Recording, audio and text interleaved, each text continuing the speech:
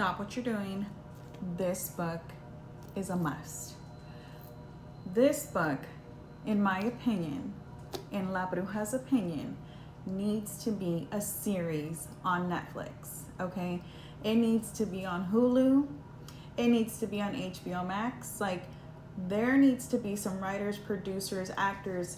If you are seeing this video, this is the book, okay? I was so impacted by this book and the stories in here. I was like, no, this needs to be seen. This needs to be brought to the screen, because there are so many stories in here, so many voices that are so powerful, life changing, okay?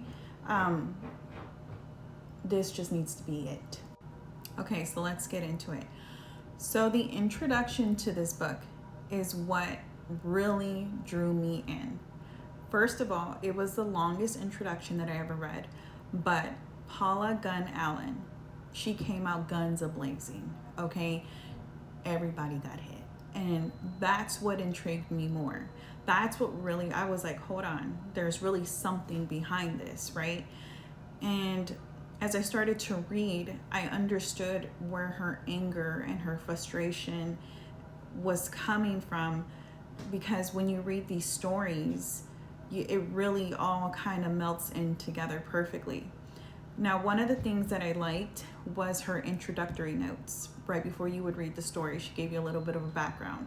I thought that was super important, and you know what it made me feel like? It made me feel like, you know, when you watch The Twilight Zone, and he already, you know, he gives you the little story, and then you go into the, you know, into the scene.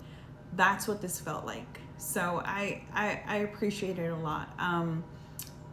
It was just one of those things that was really refreshing to read, and I've never really heard voices like this. So I promise you, in one of these stories, you're going to find relatability in your life.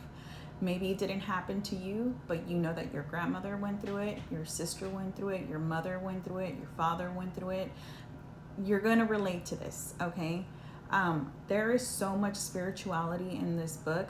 There's there's topics from marginalized voices. I mean, the entire book, pretty much.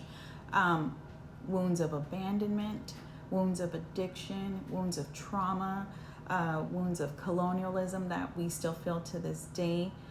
Nothing was missed. Nothing was missed, you know. And then also there was a lot of, you know, empowerment that I felt too from these stories.